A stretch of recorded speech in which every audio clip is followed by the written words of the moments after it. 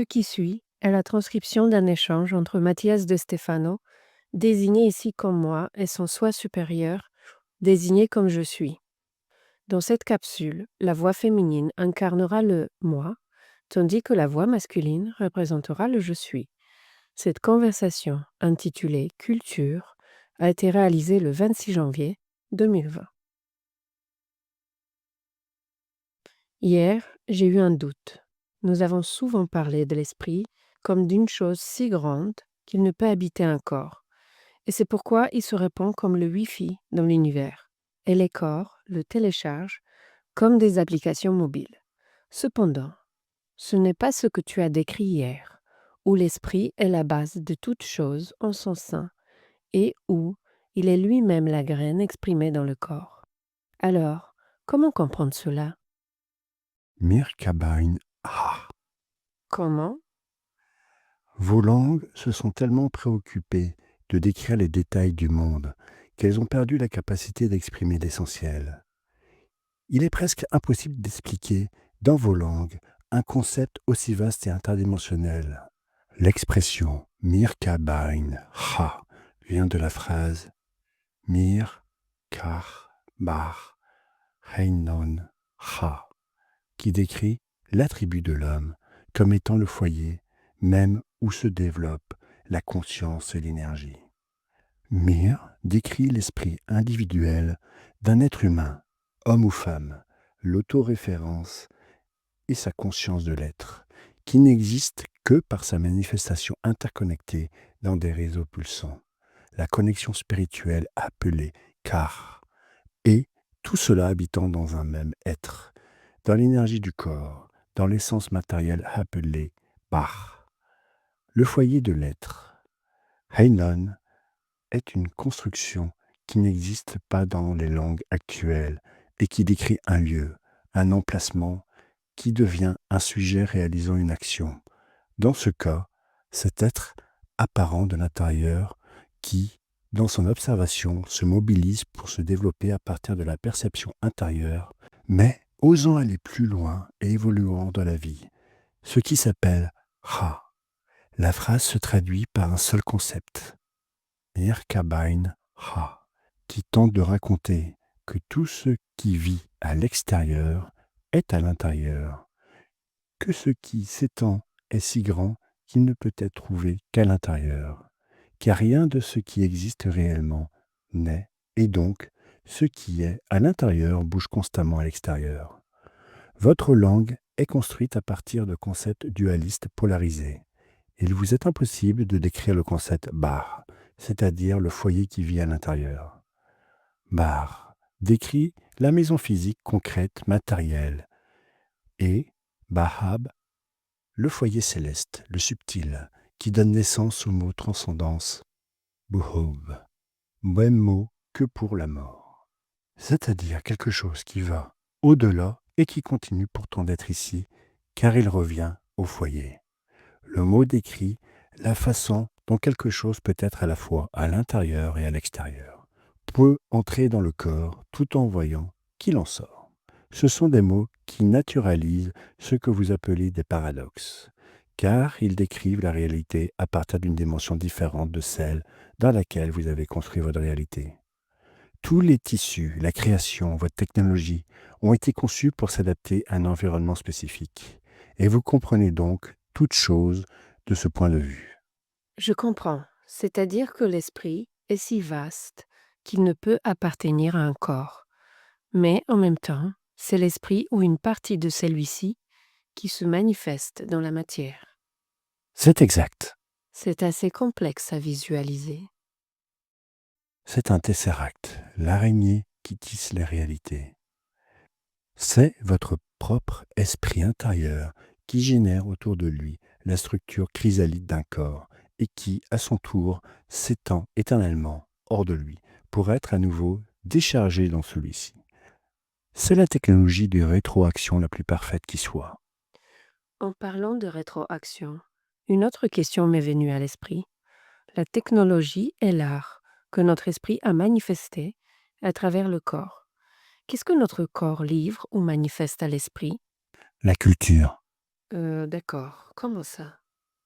La culture, telle que tu la connais aujourd'hui, est un concept utilisé principalement depuis le XXe siècle pour décrire l'ensemble des connaissances, des traditions, des caractéristiques, des attributs et des capacités artistiques d'un groupe humain spécifique ou général.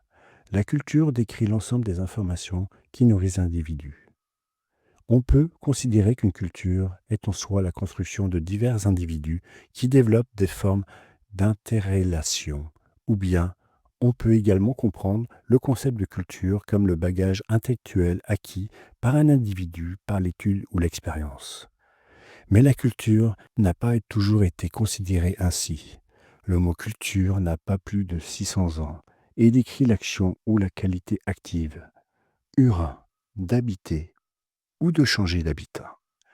Son étymologie provient du mot indo-européen quel, qui signifie changer, déménager, habiter, un nouvel endroit.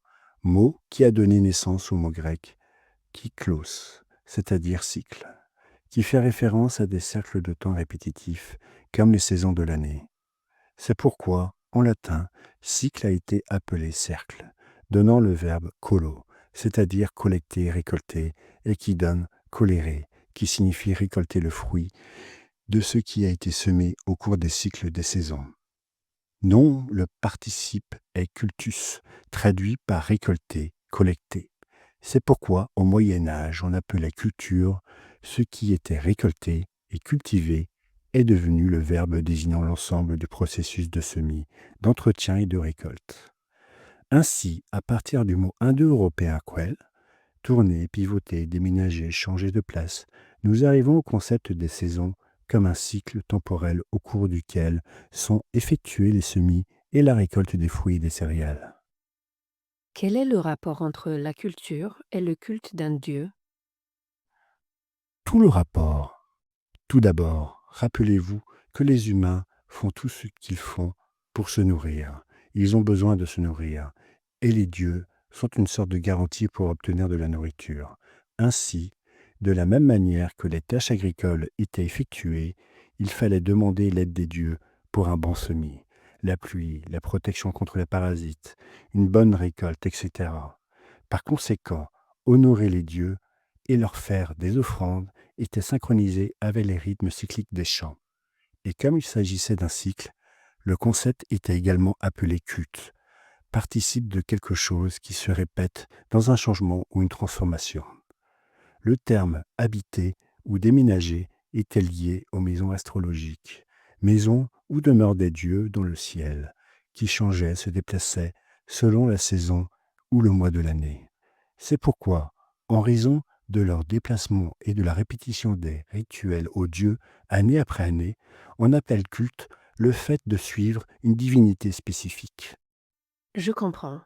Et qui est considéré comme cultivé? Nous pouvons ici l'entendre de deux manières différentes. La première décrit le fait que cette personne ne reste pas figée dans une seule posture ou vision des choses, mais ose changer, modifier sa façon de voir, envisager différentes perspectives, élargir sa vision des choses, et circule donc de manière répétitive dans différents domaines de connaissances, s'enrichissant de chacun d'entre eux. Ainsi, une personne cultivée est une personne qui a acquis différentes connaissances au cours de son parcours dans la vie. Mais d'un autre côté, nous arrivons au concept que nous recherchons. Une personne cultivée est une personne qui s'est cultivée. Imaginez que votre corps et votre esprit sont comme un terrain riche en minéraux et en potentiel, mais que ceci ne s'éveille pas si vous n'y ajoutez pas les éléments nécessaires, l'eau et les graines. Si votre corps est un verger ou une terre riche en minéraux ayant le potentiel de créer des fruits à partager comme des dons avec le monde, vous devez savoir que pour y parvenir, il faut labourer la terre.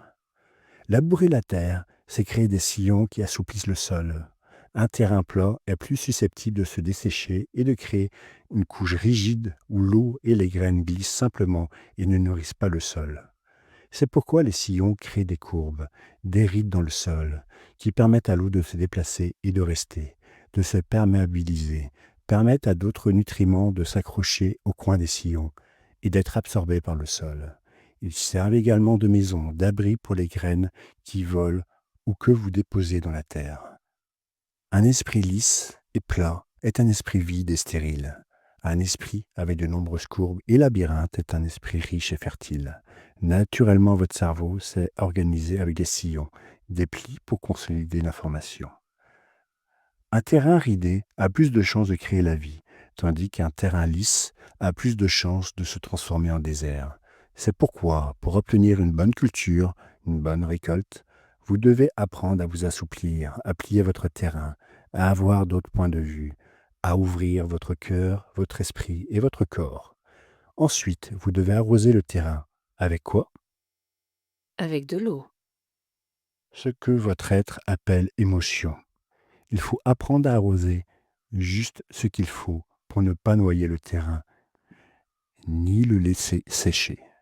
L'eau apporte la vie et guérit les blessures du terrain, en modelant des sillons et en adoucissant le sol. C'est ainsi que l'on plante les graines, le potentiel spirituel qui vient de l'arbre de vie et de la connaissance. Or, une monoculture ne peut vous donner qu'une seule raison, une seule pensée, une seule idée. C'est pourquoi la variété est nécessaire, car un seul fruit n'est pas nutritif. Pour avoir une alimentation saine, la variété est nécessaire. Consommez différentes formes, différentes couleurs et les cuisiner de différentes manières. Ainsi, votre corps est arrosé par l'âme et ensemencé par l'esprit. Et le potentiel du corps, du sol, ses minéraux, son phosphore, son fer, son calcium, son silicium, son azote, sont ceux qui feront pousser la graine spirituelle nourrie par l'eau émotionnelle de l'âme. C'est magnifique de voir cela ainsi. C'est magnifique. C'est ainsi que naissent les dons humains, la capacité de l'individu, l'art qui, dans l'interaction entre différents terrains et différentes plantes, conçoivent d'autres dons créant de l'art. Et cet art, c'est ce que l'esprit recueille, collecte. C'est le produit de sa propre graine. Les graines ne germent pas sans l'eau de l'âme, et même si elles germent, elles ne deviendront pas fortes sans les minéraux du corps. Les racines, les branches, les fruits poussent grâce aux nutriments du sol, et sans eux, il n'y aurait pas de produit final, il n'y aurait pas de fruit spirituel. C'est pourquoi l'esprit a besoin de se manifester, de naître, de vivre, d'expérimenter, car même si la graine contient tout le potentiel au son centre, à l'intérieur, ce que l'âme et le corps ont à offrir, elles ne pourront jamais exprimer ce qu'elle est réellement. C'est sa récolte, c'est sa culture. Et plus ils interagissent, plus il y aura de culture. Et c'est ainsi que chaque graine crée sa culture. Les cultures humaines sont les fruits spirituels des individus. Plus il y a de culture, plus grande est la capacité de l'être à récolter les fruits de l'esprit. Ainsi, plus nous connaissons de culture, plus nous nous ouvrons à d'autres races, pays, traditions, plus nous nourrissons notre esprit pour découvrir notre propre potentiel. La façon de découvrir qui je suis, c'est de m'ouvrir pour me nourrir des autres, de chaque culture, de chaque religion, philosophie, science, vision, tradition, culture ancienne ou moderne, en me nourrissant de l'art humain que nous avons créé tous ensemble. La vie est un musée en constante transformation. La vie est un musée. Le mot musée vous évoque peut-être aujourd'hui un lieu frivole où s'accumulent et sont catalogués des objets anciens et morts qui décrivent l'histoire d'artistes ou d'activistes et leur réalisation. Cependant, pour les anciens, c'était tout le contraire. Le mot musée vient du grec mousillon, qui signifie demeure des muses. Les muses étaient les divinités grecques qui décrivaient les attributs des arts. Calliope, épopée. Clio, histoire. Erato, lyrique. Euterpe, musique. Melpomène, tragédie. Polymnie, pantomime. Thalie, comédie. Terpsichore, danse. Et Uranie, astronomie. Dans cet espace, on cultivait l'âme et l'esprit des gens, on récoltait l'esprit en vivant pleinement le présent dans son corps. Je dois donc transformer mon corps en un musée où toutes les cultures du monde ont leur place, où je peux me nourrir de toutes ces cultures pour faire pousser mes propres fruits. La culture cesse alors d'être une tradition pesante pour moi. Elle cesse d'être une construction humaine qui nous lie à des attachements, à des groupes et à des troupeaux, pour devenir la clé qui nourrit la graine spirituelle afin que mon être porte ses fruits au monde. Honore la culture, cultive ton être, ouvre-toi à toutes les cultures du monde, et tu trouveras le fruit de ton esprit. Je suis la culture spirituelle. Je suis le sol riche en nutriments, en potentiel qui s'éveille avec l'irrigation de mon âme et qui se manifeste dans la graine de mon esprit. Et cycle après cycle, tu t'étendras de plus en plus.